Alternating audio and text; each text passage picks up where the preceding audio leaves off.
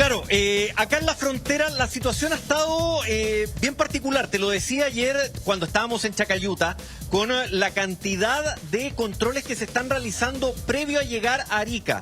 ¿Por qué? Porque finalmente lo que han buscado las autoridades acá es que no llegue ninguna persona en situación irregular hasta el paso Chacayuta. Ese es el tema.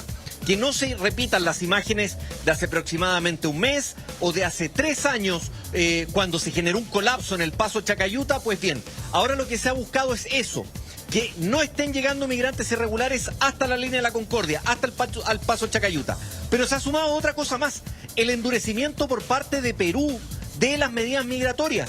Durante esta jornada habló el canciller de Perú y aseguró que ya no van a entrar más personas en situación irregular, que se va a ampliar el contingente policial y militar en las fronteras porque Perú ya no da para recibir a más personas en situación irregular. Ese es el escenario que hay en este momento acá en la frontera norte y que además va a sumar la visita del presidente electo José Antonio Kast. Durante esta semana, aproximadamente el 7 de enero, él estaría viajando a Perú para tener contacto con su símil peruano, con José Gerí, conversar el tema migratorio y además poder llegar a algún tipo de acuerdo o especialmente alguna salida para las personas que desde acá de Chile quieren salir rumbo a Venezuela.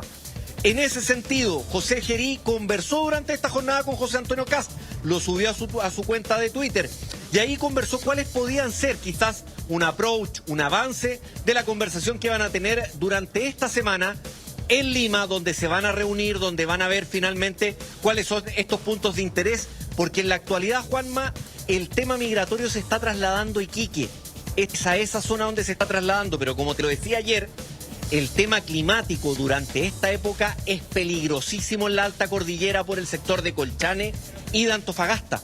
Entonces, por esa situación, como Perú cerró, definitivamente Perú puso un muro, cerró.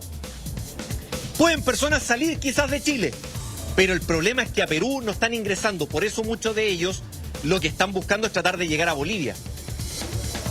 Ah, claro, esa es por lo tanto la alternativa, ¿no? Exactamente. Es la alternativa que queda, tratar de ir hacia Bolivia, tratar de salir por Iquique, por Colchane, pero también en Chile se están extremando controles en el sector de Huara.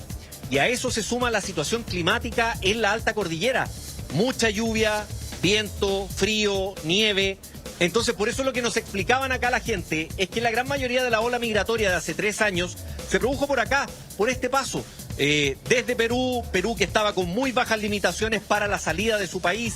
En el caso de Chile, el ingreso también no era muy complejo, entonces por ahí era donde estaban entrando.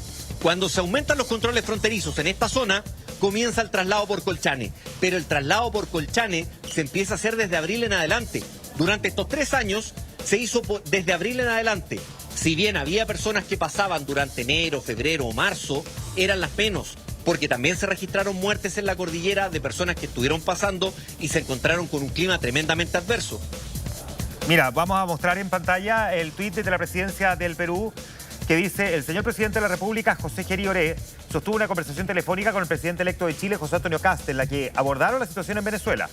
Ambos coincidieron en la necesidad de avanzar hacia un proceso de transición que permita la recuperación de la democracia en ese país. Asimismo, dialogaron sobre la problemática de la migración irregular en la frontera y acordaron profundizar en estos temas en la reunión que sostendrán en Lima el próximo miércoles, porque recordemos que se van a reunir el próximo miércoles y aprovecho de incorporar a esta conversación Guillermo Holtzman en un encuentro que va a ser clave, porque hemos visto al presidente electo ya tener varias reuniones a nivel latinoamericano.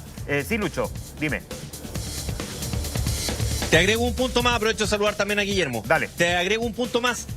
Hace poco José Antonio Kast también se reunió con el presidente de Ecuador y se va a reunir ahora con José Gerí, claramente en una idea de apostar a una salida, ya sea Chile, Perú, Ecuador y desde ahí quizás llegar a Colombia, pero me da la idea que con Petro no va a poder haber mucho acuerdo entre José Antonio Kast. Claro, definitivamente ese es uno de los grandes problemas, ¿no? Porque si efectivamente, como se planteó en algún momento por parte de José Antonio Kast, Guillermo, esta idea de un corredor humanitario para migrantes, ¿no? Por ejemplo, alguien quiera volver a Venezuela, inevitablemente tiene que pasar en algún momento por Colombia. O sea, si no el trayecto es más largo, claro, porque de Colombia a Venezuela, digamos. Y si le van a poner un freno, digo, Sería una estupidez, perdón que lo diga así, ya no una torpeza, una estupidez porque consideramos que Colombia, además, es uno de los países que ha tenido que recibir a la mayor cantidad de migrantes venezolanos. Así es, digamos, y en la medida en que Colombia, digamos, se abra a un corredor humanitario con un acuerdo multinacional, digamos, de al menos Colombia, Perú, Chile, Bolivia incluso, y ojalá Ecuador. Recordemos que Ecuador, digamos, no tiene fronteras con Brasil, es uno de los pocos países que no tiene frontera, y por lo tanto Perú tiene frontera directa con Colombia, por eso mencionamos esos dos países. El tema está en que Colombia, incluso si Petro no quiere, se abre la opción de que en el segundo semestre de este año esa posibilidad se abra, considerando que el 31 de mayo están las elecciones presidenciales en Colombia. Y posteriormente en junio, por lo tanto, al mes de agosto ya habría nuevo gobierno en Colombia, por lo tanto hay una buena opción. ¿Por qué señalamos esto? Porque hacer un corredor humanitario no es automático, no es de un día para otro. Y José Antonio Kast está adelantando camino diplomático, preparando todo lo que son las bases técnicas, pero esos elementos técnicos, que es la convergencia de datos y poder compartir los datos, la información de cada uno de los migrantes que va a pasar por ahí, establecer cuáles serán las condiciones, características de todo ello. Considerar además ahora si efectivamente se va a considerar ese corredor humanitario de ida o de vuelta. Es decir, si acaso se va a aceptar que vengan venezolanos que van, claro, que sean salir de Venezuela ahora que está cambiando las condiciones. Claro, tiene un solo sentido el tránsito o tiene doble sentido. Exactamente, y eso, digamos, va a ser posible en la medida en que haya efectivamente un acuerdo, pero con bases políticas y técnicas que sean similares y aceptadas por todos los países por un periodo probablemente determinado. Claro, Lucho. Les agrego algo más.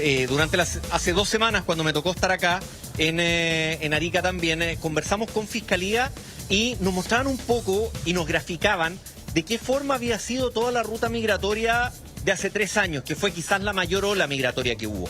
Y toda esta ruta migratoria se da Venezuela, Colombia, Ecuador y Perú, pero siempre bordeando el Pacífico, siempre bordeando la costa.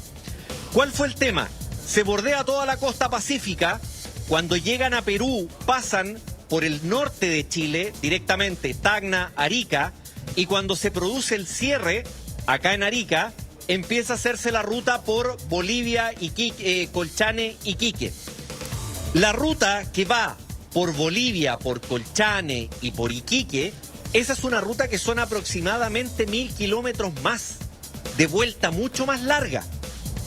Entonces, la salida y el ingreso se produjo principalmente por Perú, Tacna, Arica, y por eso es que se está pensando ese mismo corredor que sea en ese sentido unidireccional, es decir, solo hacia el norte, y se haga desde Chile, Perú, Ecuador y posteriormente Colombia. Por eso es que estaba esta cita que se tenía planeada de José Antonio Kast con José Gerí, previamente la que tuvo con Noboa en Ecuador, y hoy la tercera, les agrego ahí un pequeño dato, viene con el posible gabinete José Antonio Kast, y quien aparece mencionado como canciller es Francisco Pérez Maquena, pero aparece mencionado desde un punto de vista de inversión económica, quizás no tanto diplomática, claro.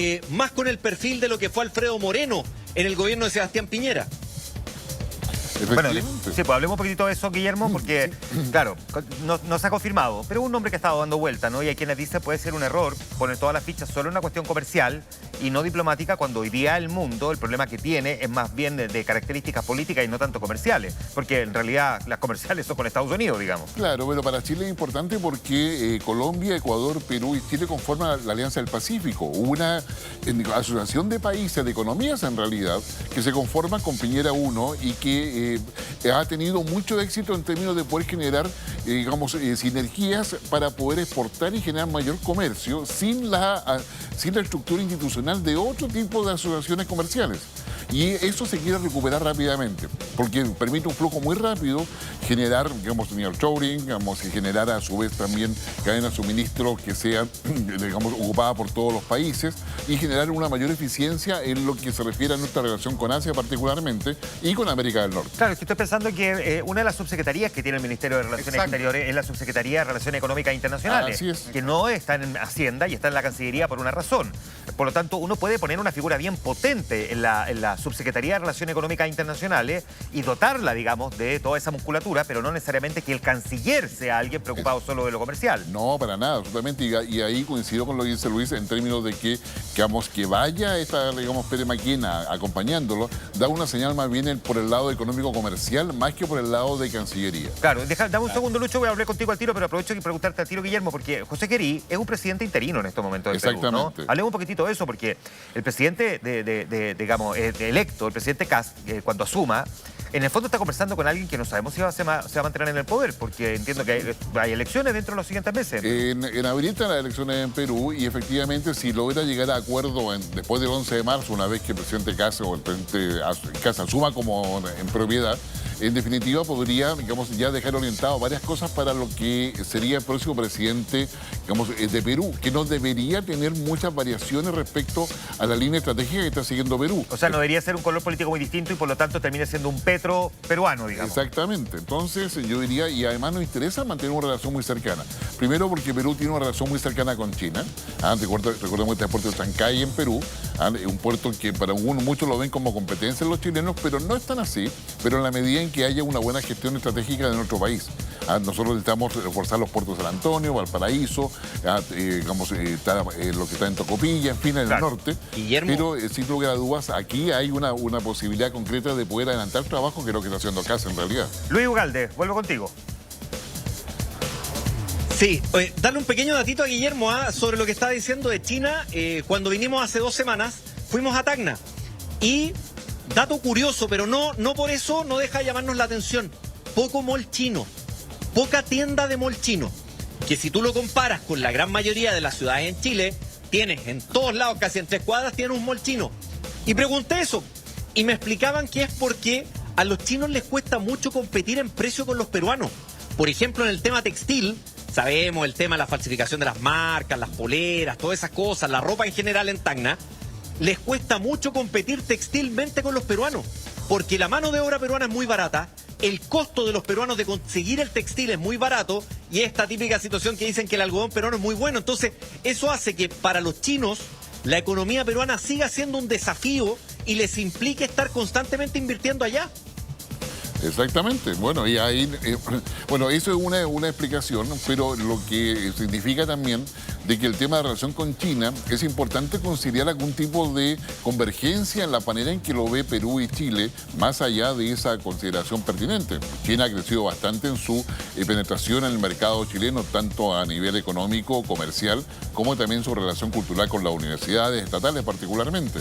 Pero en esa perspectiva es importante porque a Estados Unidos le interesa América Latina y los países de América Latina, Perú, Chile, tienen y dependemos mucho del comercio con China. En consecuencia, se requiere ahí un esquema de negociación y por lo menos criterios comunes para poder enfrentar bilateralmente lo que se va a venir una vez que asuma el presidente electo José Antonio Kast el 11 de marzo en adelante.